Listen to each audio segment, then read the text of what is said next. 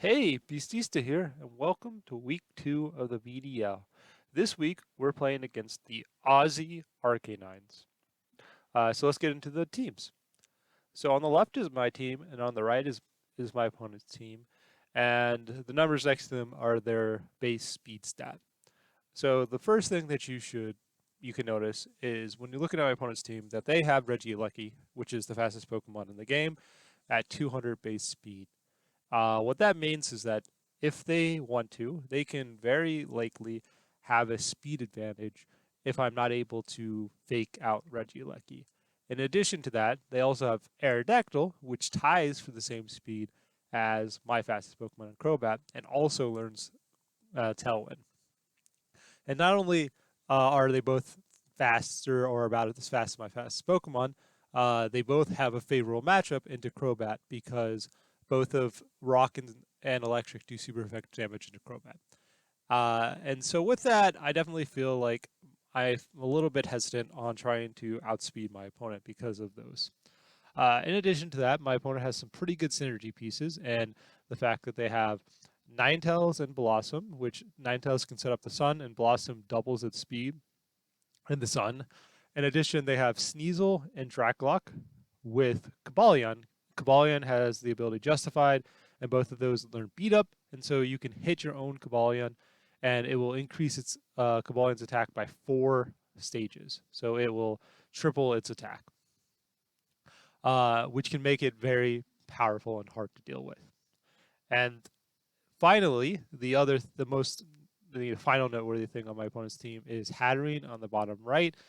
Hatterene is a psychic Pokemon that is slower than every single Pokemon on my team.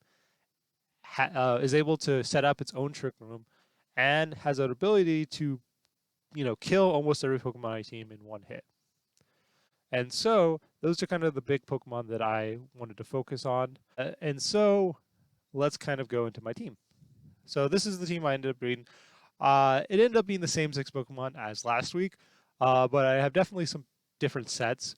So I decided that I think my big thing I wanted to do was to go with a Trick Room focus.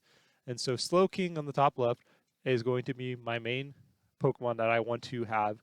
It's going to set up Trick Room. It has Psychic and Sludge Bomb. So Sludge Bomb specifically with Life Orb is able to guaranteed one-shot max HP Hatterene, which is really important, and also can survive 2 hits from a Hatterene with a Life Orb. In addition, Psychic and Poison coverage hits everything on the team for at least neutral.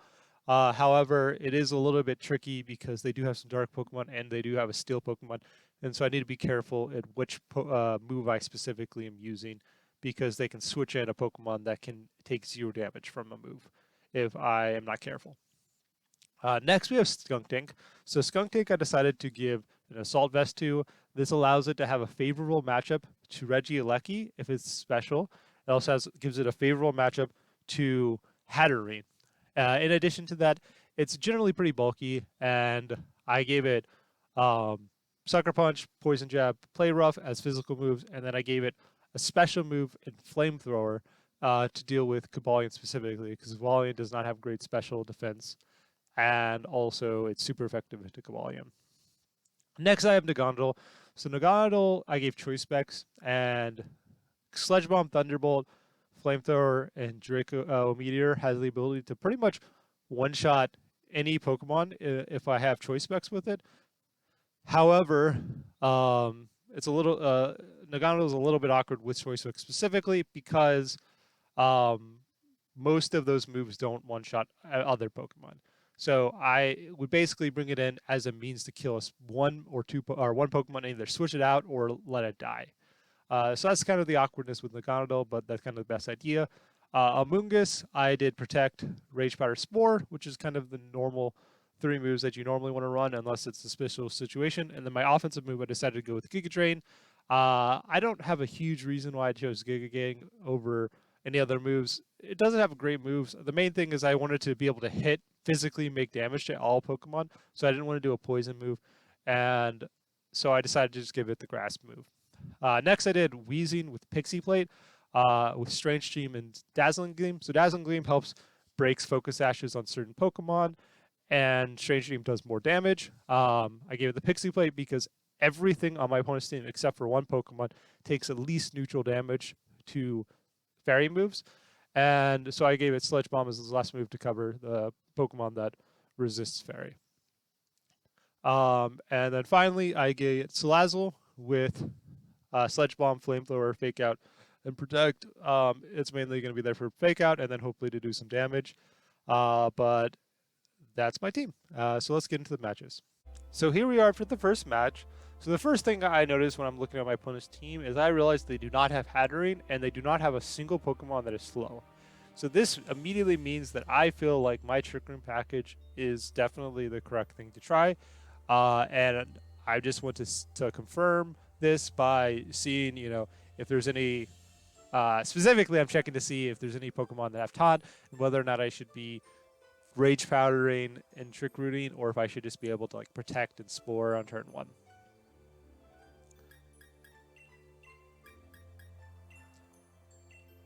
So I end up picking Slowking, Amoonguss, and Weezing as my team. This is my main core for the Trick Room package. So my opponent leads off Cabalia and Regieleki, and I read with Amoonguss and Slowking. So here, I'm honestly pretty sure that my Slowking could take a Iron Head and a Thunderbolt from these two, but I decided to just Rage Powder to avoid something like a Flinch or something that I'm unexpected, like maybe Choice Specs or Choice Band from one of the Pokemon. And so I just Rage Powder here. So they end up screeching with Regieleki, which I was definitely not expecting. And my Amoonguss could have probably taken a Thunderbolt and a Zen Headbutt, but not a -2 defense Zen Headbutt. And so my Amoonguss gets pretty killed there. But I think this is a definitely advantageous position for me because I set up Trick Room. And that's probably a fair trade. So here I decide to bring in the specific, or I'm debating between what I bring in, but I decided to bring in the Weezing because Weezing's neutralizing gas can prevent Regieleki from doing as much damage because Regieleki's ability Transistor gives it a 1.5 damage boost to electric moves, and neutralizing gas prevents that. So here, I decide to do Dazzling Gleam to play around a Protect and Psychic into the Galvalion. This double up should kill, and Dazzling Gleam should do almost 50% if it's not particularly bulky, and a little bit under 50% if it is bulky.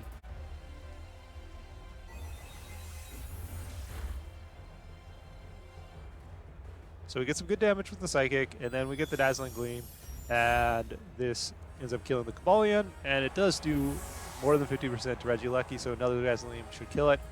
The Thunderbolt goes into the Weezing, but Weezing takes that comfortably. It would definitely have died if Weezing did not have neutralizing gas because of Transistor's ability. They bring in Ninetales, and here I decide to Dazzling Gleam, and I would like to Psychic again, but I decided to check their Pokemon in the back, and we see that they have 2 Dark Pokemon in the back. And so with 2 Dark Pokemon in the back, I think it's optimal to Sludge Bomb because in case they want to switch in, because it would definitely be very badly for me if I Psychiced into a Dark Pokemon. So they protect Regieleki, which makes sense because it would have died otherwise. And I get a Sludge Bomb off to the Ninetales, which does pretty good damage, but the Ninetales is definitely bulkier than I would have guessed. And then the Dazzling Gleam goes off, and Dazzling Gleam does pretty good damage into the Ninetales.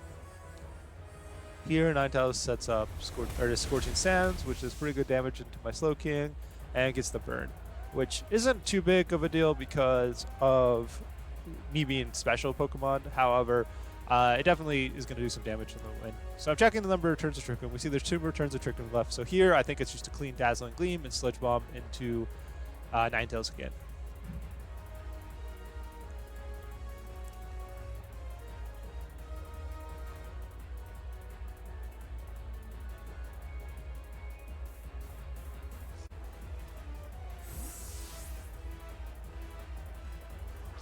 So they switch out into Aerodactyl, which I think is pretty good because Dazzling Gleam should be a 2 clean 2-shot on Aerodactyl, and we get Sludge Bomb into the Ninetales, killing the Ninetales. So with the Life Orb damage and the burn, I'm pretty close to being dead here, though. So we get a critical hit. I don't think that really mattered too much because another Dazzling Gleam would kill Aerodactyl regardless.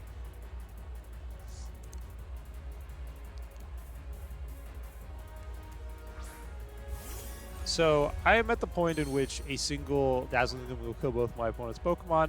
I definitely am a little bit concerned here if they end up going for double protect. And I'm debating between switching out, but because Weezing has neutralizing gas, I see that it's the that Slowking will not get its regenerator boost, which would heal it a little bit. So I decided to just attack, even though I'm expecting a double protect here. So we see they protect Regieleki, but they end up not protecting Aerodactyl. My guess would be that means they don't have a protect in Aerodactyl, which is good for the future games.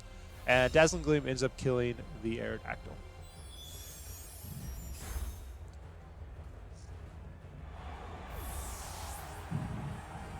And it takes some burn damage, and I'm pretty much dead to burn next turn. So here, I think the game is completely over. Skuntank has Sucker Punch, and Sucker Punch is a guaranteed KO on Regieleki. And so here, I decide to just protect with a Weezing and set up Trick Room because why not? I'm expecting Slowking to die from an Electro Web here. And so I protect the Weezing. And they end up just Thunderbolting, which I would say is probably not the correct decision because no matter what I do with Slowking, it's definitely not good for them there. So they definitely, I think they should have Electro-Webbed if they have it. Obviously, they might not have had it. That might be the reason why they didn't click it. But Slowking dies here. And now this is very much in my favor. I have Trick Room up, and I have 2-to-1 Pokemon that are both slower than Regieleki. And so now I'm just thinking what I should be doing game 2.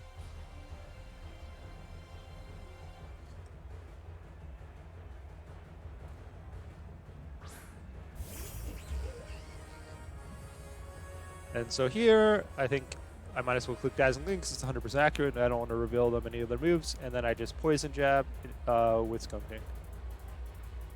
I get the Dazzling Gleam off, and I get the KO. So first game went very well, and I feel very confident about game 2, just kind of leading the same lead. So let's get into our second match. So here we are for game 2. So last game went incredibly well. I think I felt very good about my position, so I decided I'm probably just going to lead the same way. The goal is kind of just think about it. Is there any way that I feel like I could be very punished for the lead I did? And I don't see much. Like, worst case scenario is them going with like Rock Slide and Aerodactyl and hoping to flinch my Slowking. And I think that's definitely a risk I'm willing to play. So I just go with the exact same 4 Pokemon in the exact same order, which is Amoonguss, Slowking, and then Skuntank and Weezing.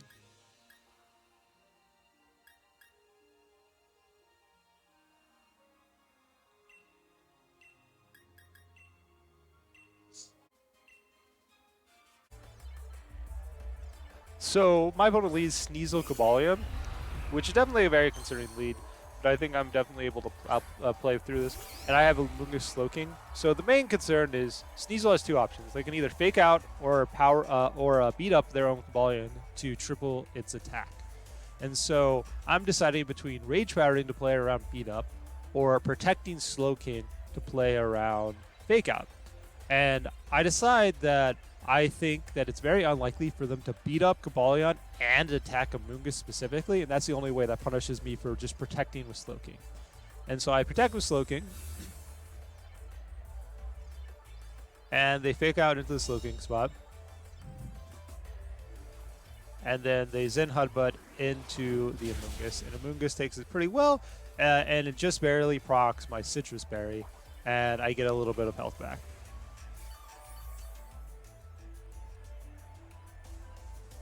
And we Spore into the Cobalion, and so Cobalion's guaranteed to sleep next turn. And so now, I think the clean play is just to set up Trick Room with Slowking. So the main decision is whether or not I should Rage Powder. So Rage Powder will play around Taunt, and Spore is just the optimal strategy if I don't think they're going to taunt. So I say I don't think they have taunt, so I'm gonna Spore into the Sneasel and set up Trick Room. They go for the Isil Crash onto my Amoonguss, and Amoonguss just barely survives. So just barely gave me enough health to survive that. So they take their first turn of sleep with Cobalion, and I get the Spore off with Sneasel. And the Trick Room off with Slowking. And so currently feel like I'm in an amazing position. Both my opponent's Pokemon are asleep. I have Trick Room up, and I am in pretty good shape. I decided to Giga Drain into the Sneasel to make sure, or to break through any future Focus Dashes, and Psychic into the Cobalion spot. So we Giga Drain into the Sneasel. The amount of damage is not particularly relevant. The main thing is to make sure it doesn't have a Focus Dash attack for a later turn. And here we Psychic into the Cobalion. Cobalion ends up only getting a 1-turn sleep and ends up killing my Amoonguss, which definitely a little bit annoying, but I think honestly is probably better because they end up killing themselves with the Life Orb. And this lets me bring in a Weezing, which makes me feel like I'm in a very advantageous position.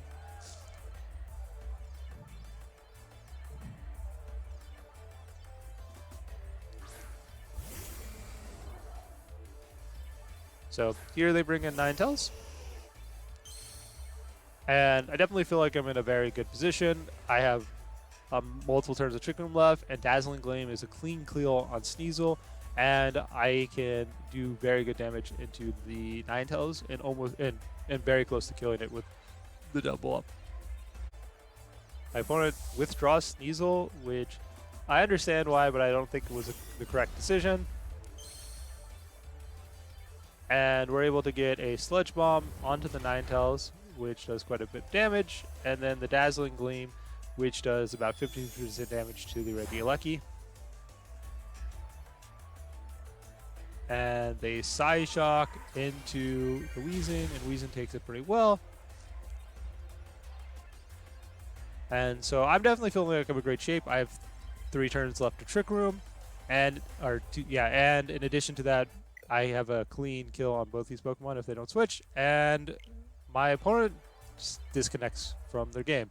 So this is definitely a little bit sad because I definitely feel like I was probably very favored to win this game, but this happens, and so we decide to do a rematch, and let's go to our rematch game.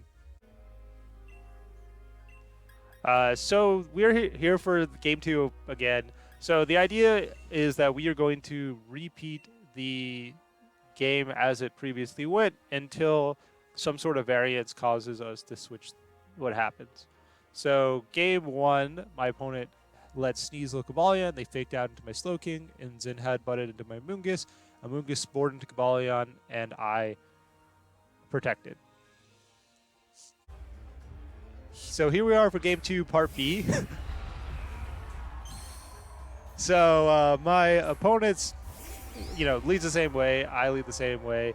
So we know what our plays are going to be, which is I protect with my Slowking, and I Spore into Cobalion.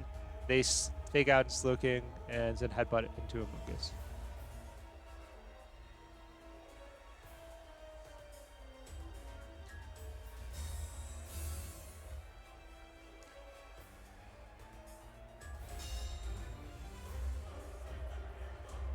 So here we see a little bit difference of what happened game 2, part A, is their Zen Headbutt ends up missing my Amoonguss. And so at this point, I feel like, okay, obviously they should not make the same play they made last time because there's different rules. So I'm informing them that they can make any decision they want. They don't need to stick with the same game plan just because, because the situation has changed. And so here I decide to actually do the exact same thing I did in the previous game, which is Spore into the Sneasel and set up Trick Room, because I still think that's the optimal play for me. So they Icicle Crash into my Slowking, which is different than the game did in the previous game, but it makes a lot more sense now that Amoonguss is not damaged, because I think they were expecting that the Icicle Crash might have killed Amoonguss in the previous game. So here we are back in the pretty similar situation to the last game, which is I have both of them asleep and I just set up Trick Room. And so here I end up deciding to do the exact same set of moves as I did in the previous game, which is Psychic into the Gabalion Bomb and Giga Drain into Sneasel to break any Focus Ashes. But before I decided that, I wanted to make sure that the Giga Drain into Gabalion would not get the kill. It does not, so I decided to just do that play.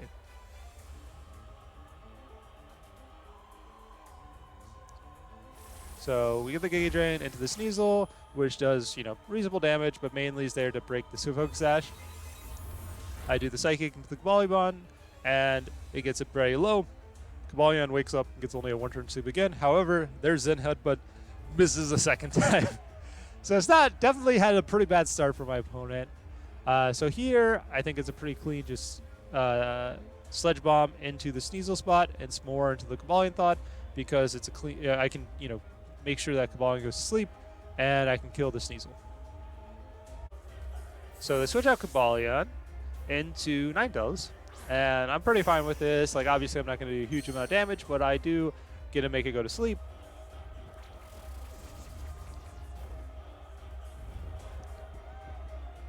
And then Slowking is able to kill the Sneasel. So I'm definitely feeling very good. I think I'm definitely even in even a better position than I was in the part A of this game before the disconnect, because I have both my Pokemon asleep or awake, and I've taken significantly fewer damage than I did previously. So here, I think the clean play is just to go for the damage on Ninetales and S'more into the Gabalion side again. We know Gabalion has Protect. We know Ninetales is guaranteed to sleep this turn. And so Gabalion does end up protecting. And the Spore is stopped by Protect. And we Sludge Bomb into the Ninetales, which does pretty good damage into them. And another Sludge Bomb should kill.